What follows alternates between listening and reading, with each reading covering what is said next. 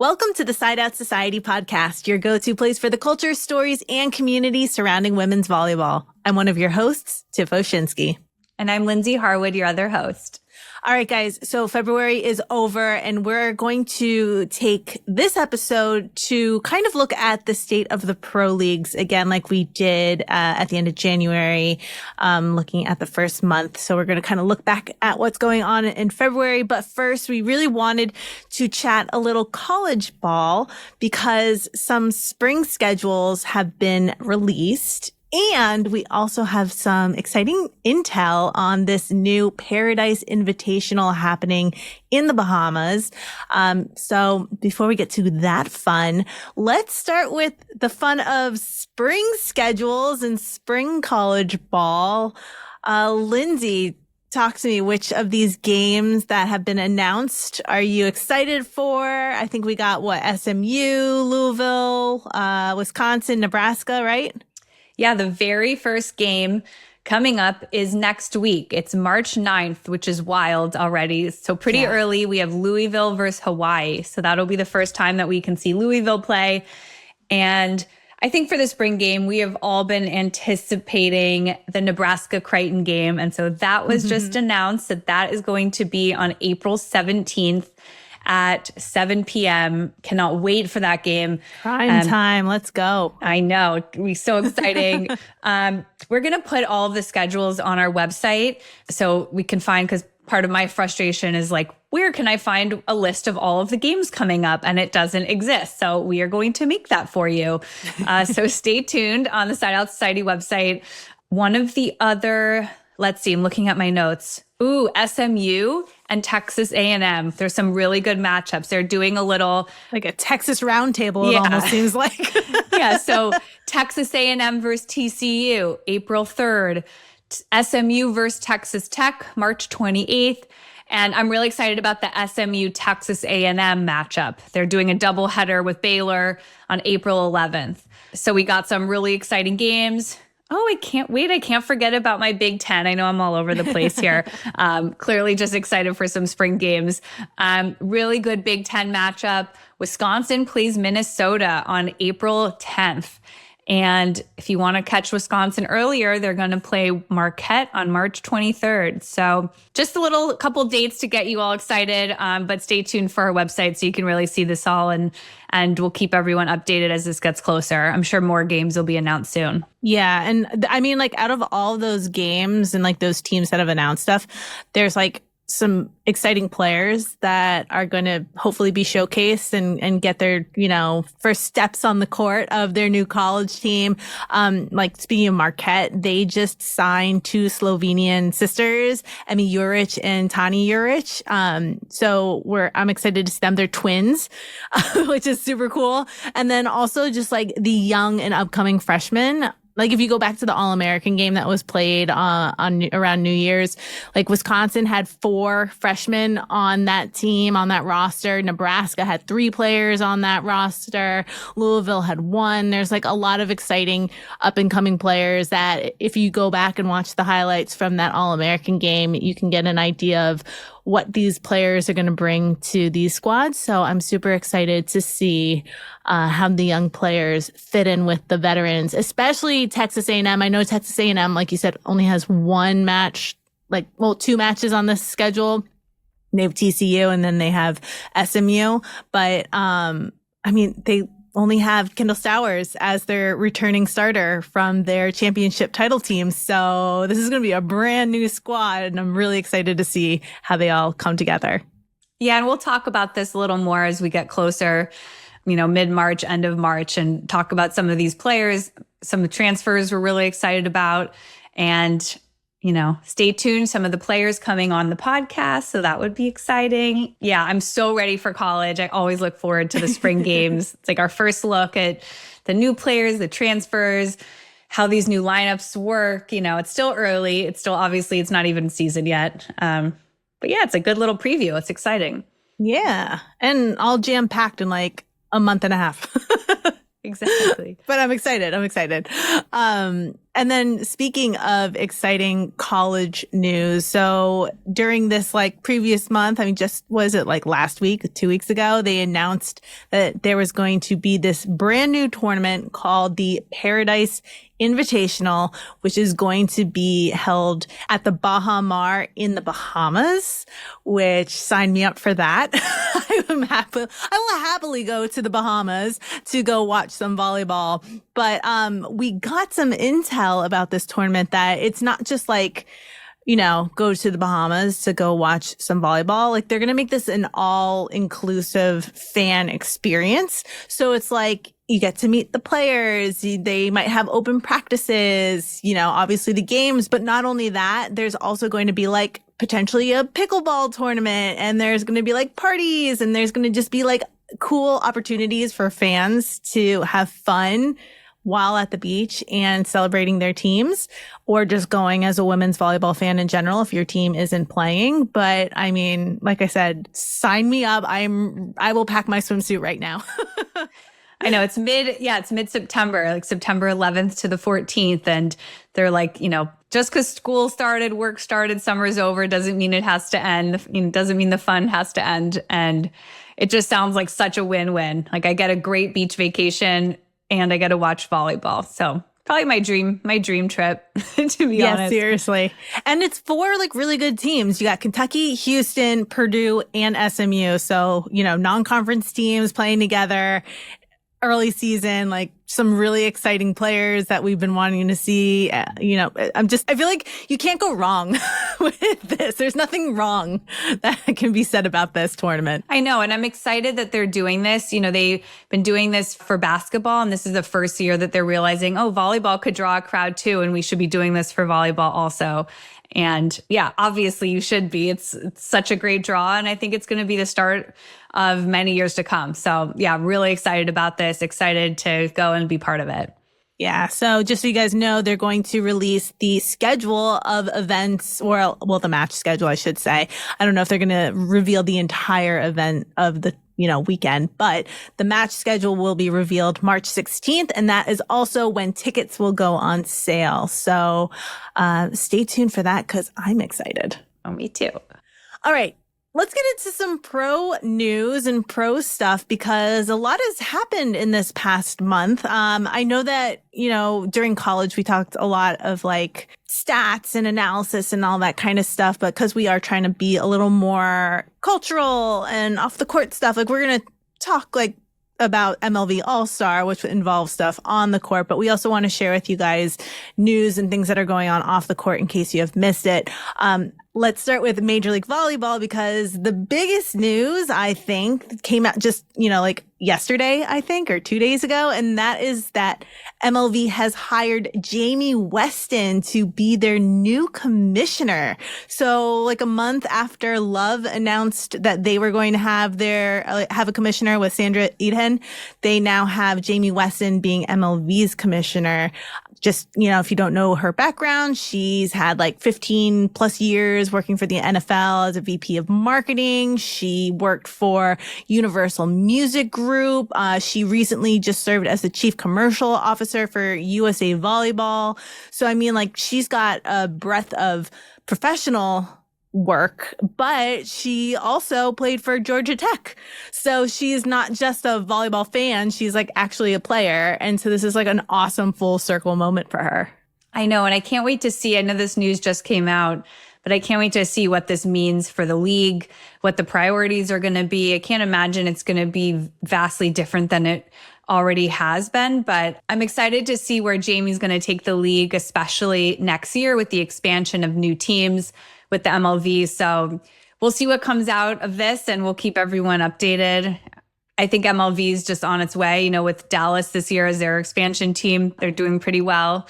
And yeah, I don't know. I'm like, it's great that it's a woman. It's great that someone with sports and volleyball experience, and make it like really official having a commissioner. So yeah. I mean, it just makes it even more interesting with this like talk of, all the fans saying just merge already. And I'm like, they're each really holding their ground as to, we are the league. Neither of them wants to give up that spot. But I mean, I think it's really cool what Jamie's done in her career, and the fact that she has both, like marketing and has dealt with like cultural stuff and, has done commercial strategies and stuff like that. I feel like she's just a really unique person to bring on to help the league and get better with just growing it. So we will see what happens. I hope that we can get Jamie on, because I would love to learn about, her vision and where she sees the league going and the future of volleyball in general. Yeah. And like you're, talking about Love and MLV, it's like, yeah, I'd love them to merge, but they're making each other better. It's like what competition is. So I don't know, keep getting better, both of you. And every day I'm like, oh, I want them to merge. And today I'm like, no, I'm enjoying both, watching both of them make each other better. So yeah, I'm a little all over the place.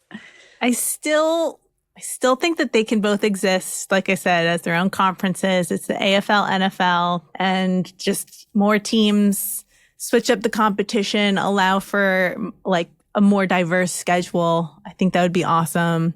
But I mean, that's a larger picture thing that might not come for a few years. It's okay. I'm okay right now with the state of the two leagues. I am too. And I mean, speaking of Major League Volleyball, they've got a new investor in the Dallas Pulse, and that is Mavericks head coach Jason Kidd, which is super exciting. I love this. We actually had a wonderful conversation with Chris Mikoski, who does some of the MLV's games as an announcer, and he shared that, Jason Kidd has season tickets to the Dallas Pulse. If you follow him or know anything about him just in the volleyball world, his daughter, Noah Kidd, plays, and, she's really good. She's in club season right now. We'll see her in college pretty soon, I'm sure.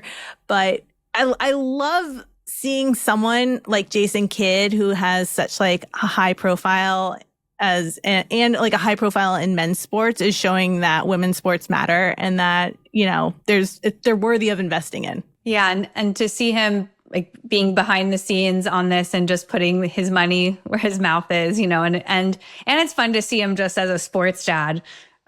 Speaking of, I saw LeBron James also was posting like videos and pictures of his daughter, and they were asking him like, is she going to play basketball? And he's like, absolutely not. My wife is done with basketball. She's a volleyball player. He got a shirt like in my volleyball dad era. And it's fun. I mean, there's so many athlete dads that are supporting, and moms, but like the dads supporting their daughters who are now volleyball players from like club to college. So it's really fun to see. Yeah. Oh, I can't wait till we start to see like the volleyball moms, like if Megan Rapinoe and Sue Bird have a daughter and she decides to play volleyball, like that'd be so awesome. I know. And like now we have a lot of players have moms that have played, they played in college, they're coaches and all that.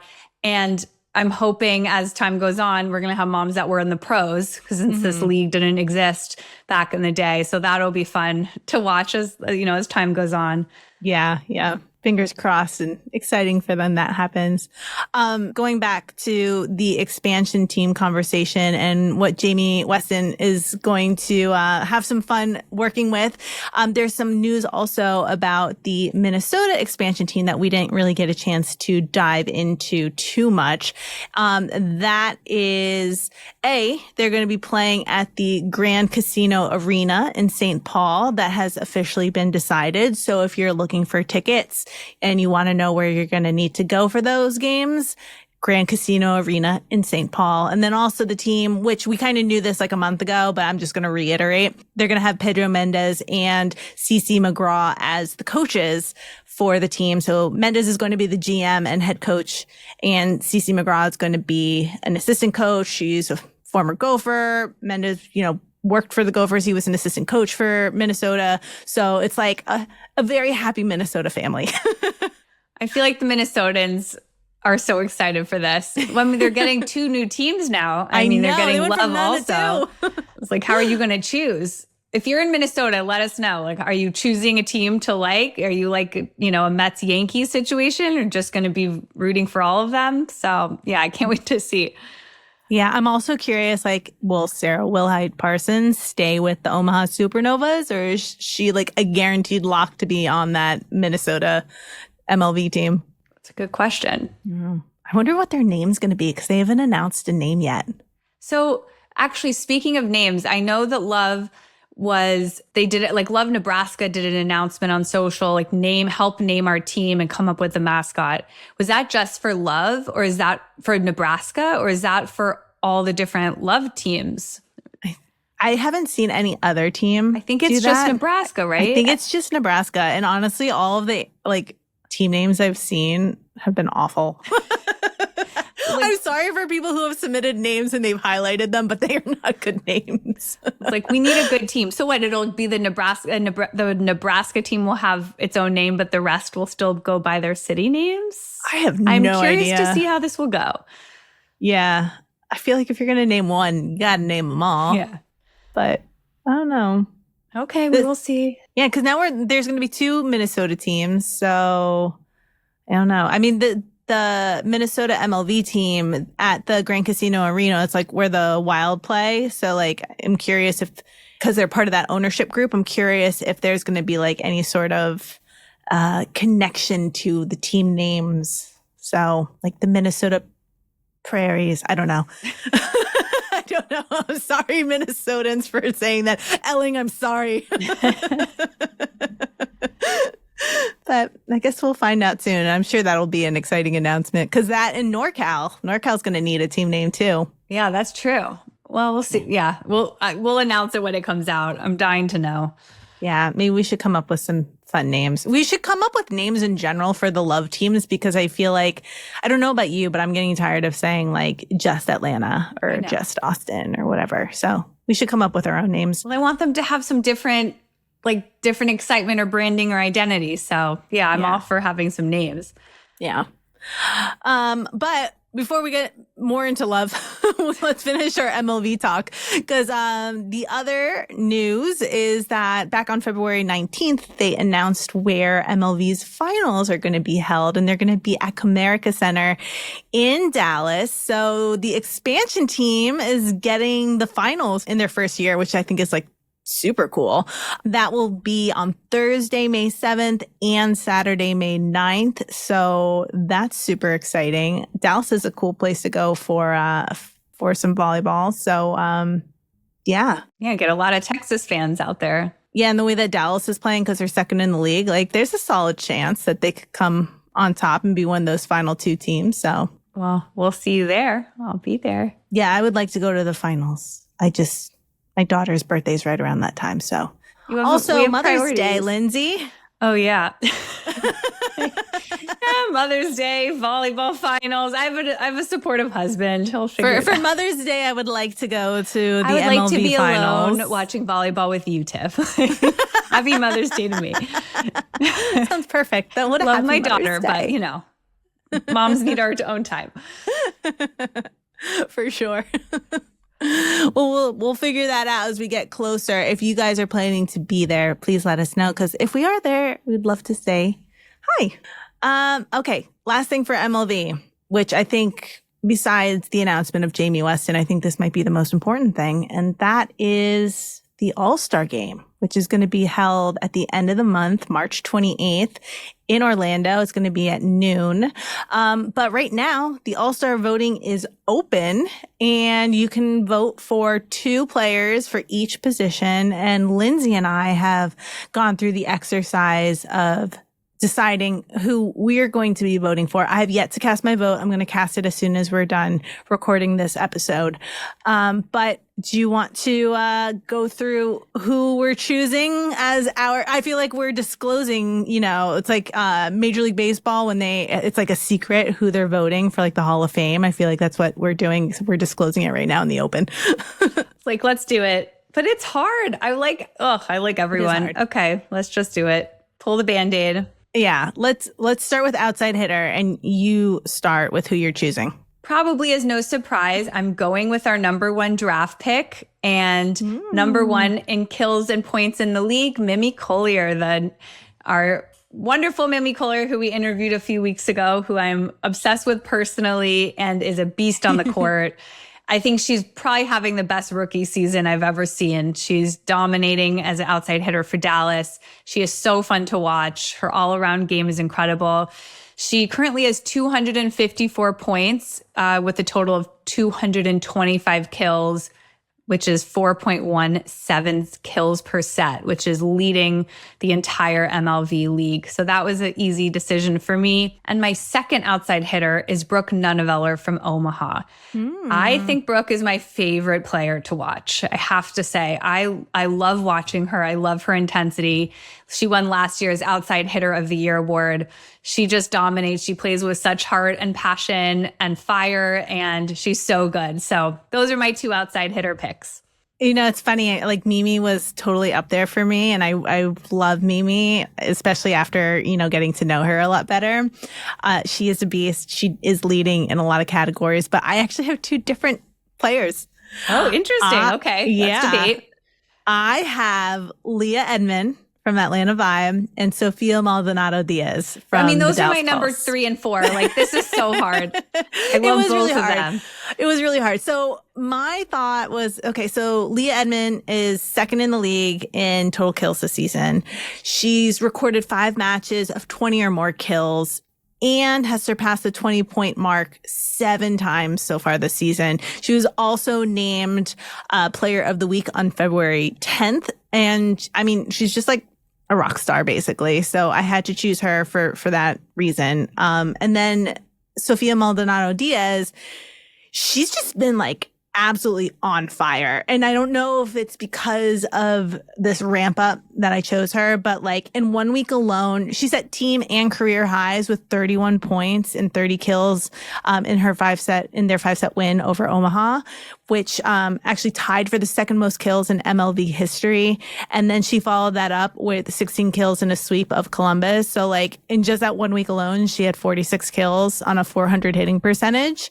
Plus, she was Player of the Week that week, unsurprisingly. I love Mimi. Again, I love her. She's yet to win Player of the Week, just saying. But, I mean, yeah, those are my two.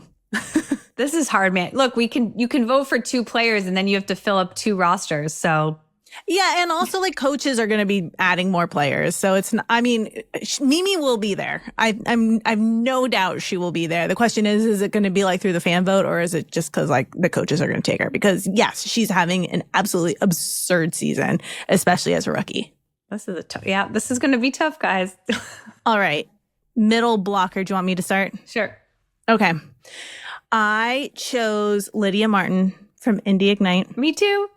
And Ramat Al-Hassan from Grand Rapids Rise. This was a tough one. I was like really considering having Regan Pittman-Nelson be my second middle just because I absolutely like love her and she's leading the league in blocks and this is middle blocker. But I ended up choosing Lydia Martin. Just first, she set the MLV record for blocks in a match with 11 against the Columbus Fury. And also she matched the league record for blocks in a set in that match. So like she's just kind of making, you know, this badass name for herself. She was named Player of the Week, another Player of the Week award. She's the only middle blocker to have received that award. So I just had to choose her. And then for Ramat Al-Hassan, I mean, she's top 10 in the league in blocks, kill efficiency, and kill percentage. So she just seemed like an obvious choice because she's just really, really good on the court. So that's why I had to choose her. But again, Regan Pittman-Nelson is like I hope she makes it just because she is such like a dominant blocker. No, she's so good. And I also chose Lydia Martin. And then my second was Kiara Reinhart, Omaha middle blocker. She's a rookie, also played at Creighton. She's right now number 1 in the league in efficiency at hitting 380. And I just have been loving watching her play, especially as a middle coming in for her first year.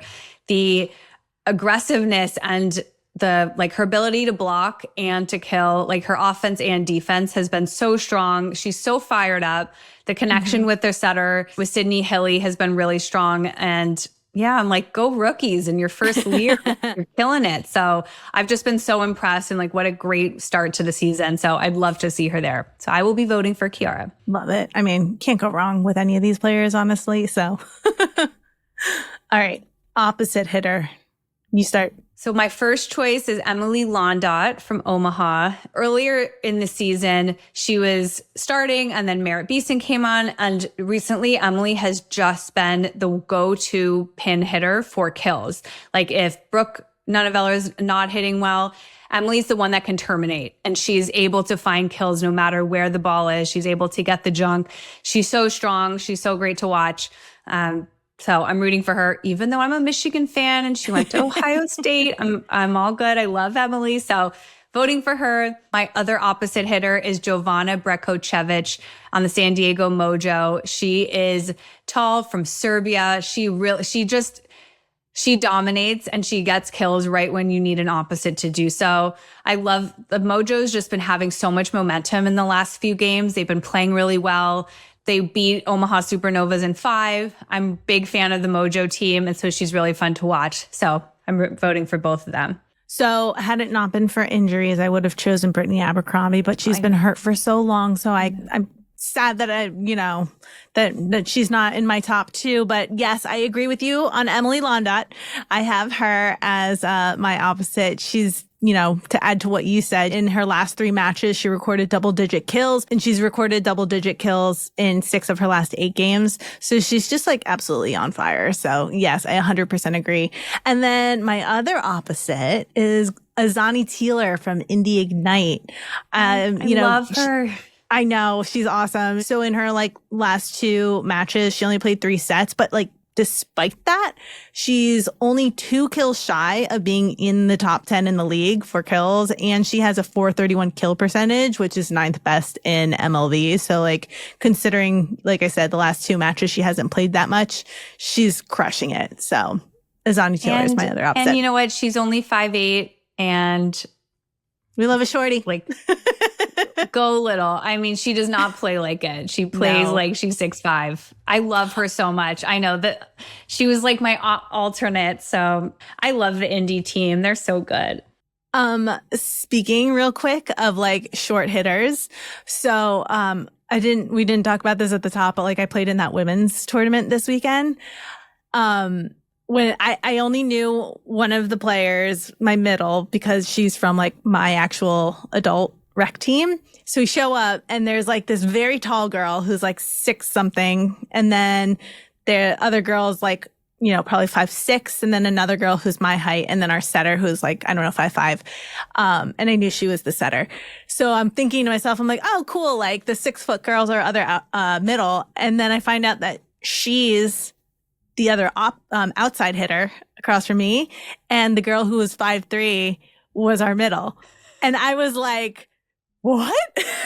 And then when we played and I saw her jump, holy shit, it was insane. And she was such a good blocker. Shout out to Casey, because she was amazing. I mean, my team was so fun. I loved everyone who I played with, but Casey just inspired me.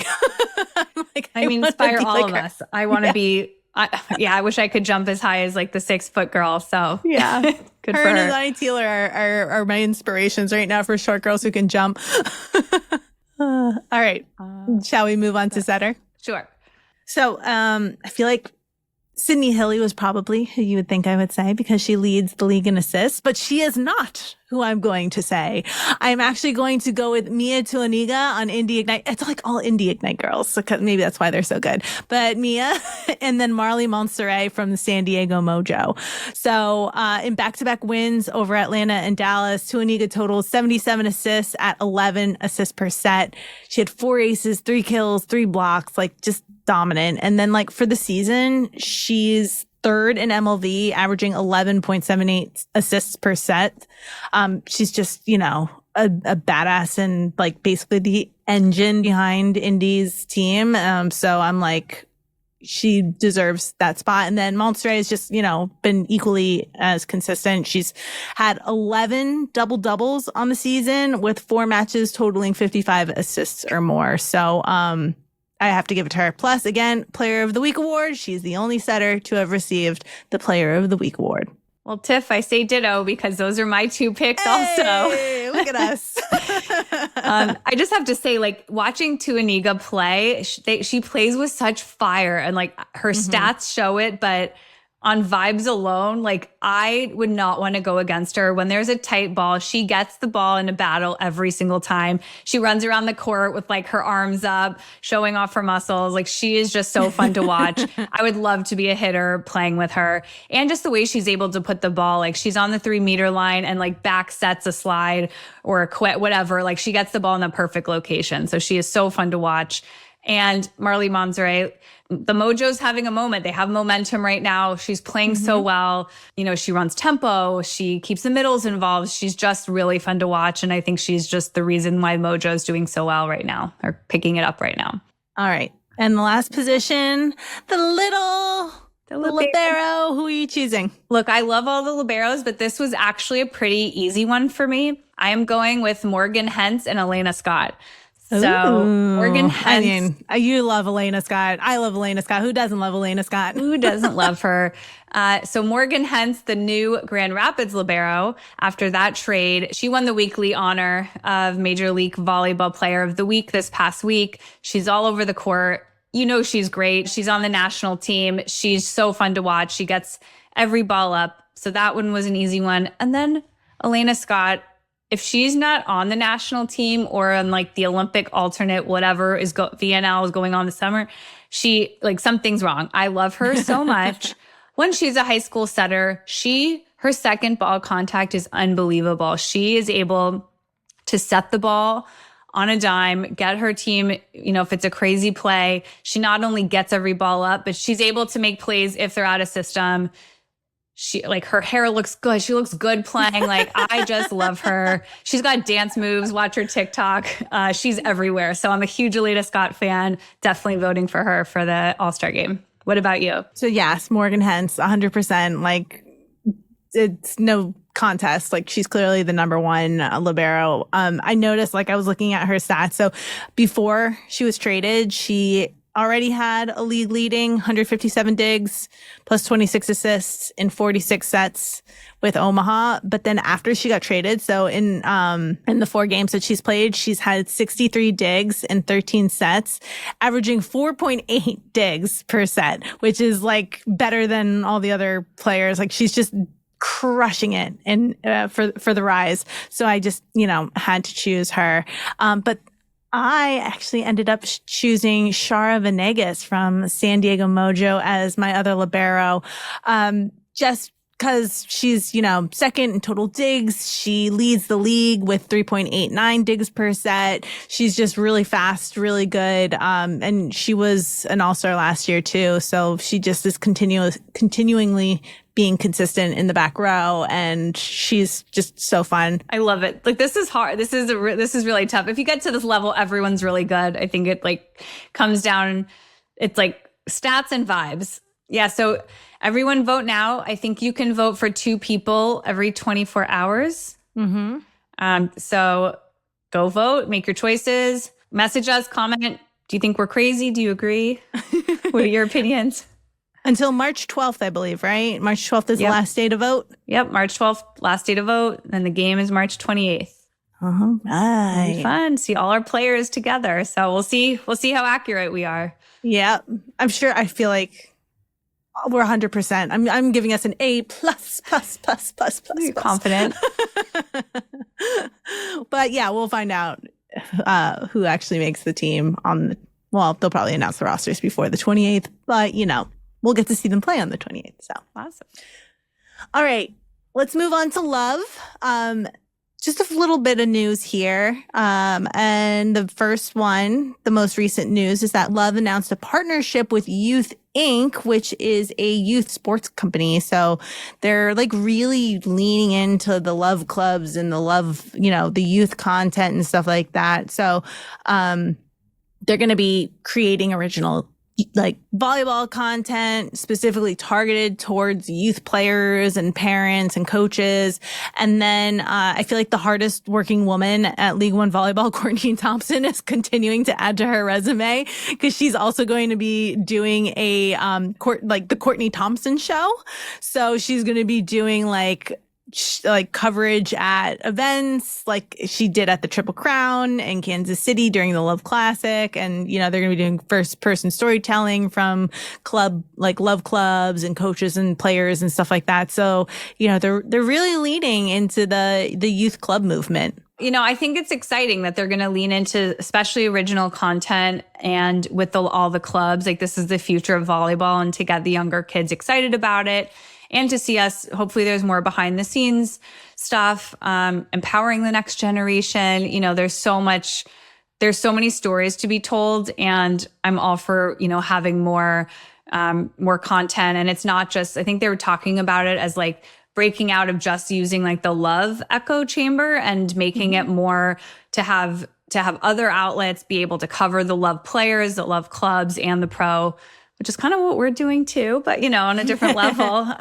But yeah, I'm excited to see this. It's like, I'm all for more volleyball content. So good for them. And then the other big news coming out of Love, which I guess isn't really like Love specific, it's Love adjacent, but Ulta Beauty just announced their first ever Ulta Beauty roster. So they are partnering with 6 athletes across various sports, including pickleball and women's flag football, which I think is super cool.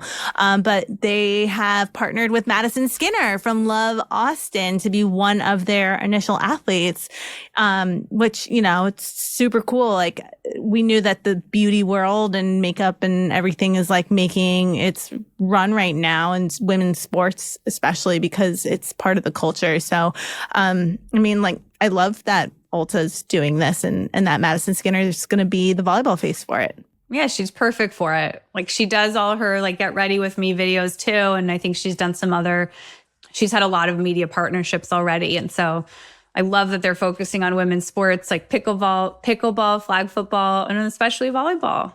Yeah. So yay, go Ulta. Yeah, excited to see where that goes. And then, you know, we wanted to kind of stick with our like more off the court news going on now, but just for the on the court news stuff, obviously Love Atlanta is on fire.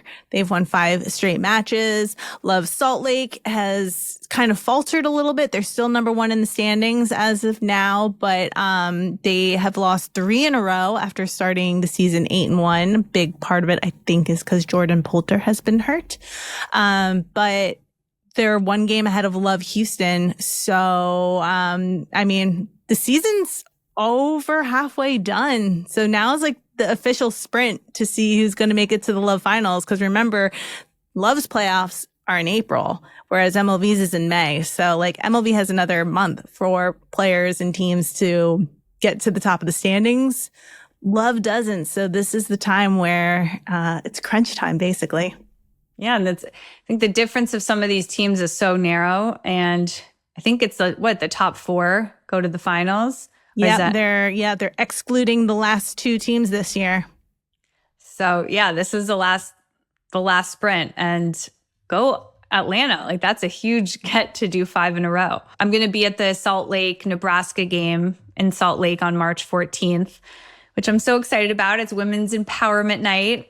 So hopefully we get to talk to some of the players, go to the press conference, all of that, do some behind the scenes stuff. But yeah, it'll be fun to see them in person. Yeah, hopefully Jordan will be able to play. I know. I hope she's better. All right, and then the last thing, we want to just move to USA Volleyball real quick, because back on February 19th, they announced their Hall of Fame class. And their induction ceremony will be on May 20th in Orlando. And 2 of those awesome athletes who are going in as USA Volleyball all-time great female indoor athletes, we have Feluca Akinaradu Gunderson and Kiba Phipps, which is super exciting. Both of them, I'm sure you know, are Olympic medalists, badass players, just basically like listed off the hardware and they have it. So it's super exciting. If you guys want to go to Orlando on May 20th to watch the induction ceremony, I think it'll be super cool. I don't know. I feel like they'll probably stream it online. I can't imagine they wouldn't. But if not, you could probably stream it online on like their Facebook or YouTube page. But I don't, you know, I don't want to promise that. I didn't look that up. I'm sorry. No, that sounds so exciting. Oh, there's so much going on. And I can't wait for like the overlap of pro with the college spring games, going right into the VNLs in the summer. So yeah, a lot going on. lot going on. So yeah, we're probably going to pick back up with interviews again and probably do another State of the League address, I guess, at the beginning of April or end of March, depending on our schedule. But yeah, that's what's going on right now. That's the exciting stuff. And I think that's it this week, huh, Linz? Yeah, that's it. Well, thank you. This was great. Thanks all for listening. Yeah. Again, subscribe to our podcast, like it if you like it, and subscribe to us or follow us on social media on TikTok and Instagram at Side Out Society. And yeah, thanks so much for listening. Awesome. Thanks.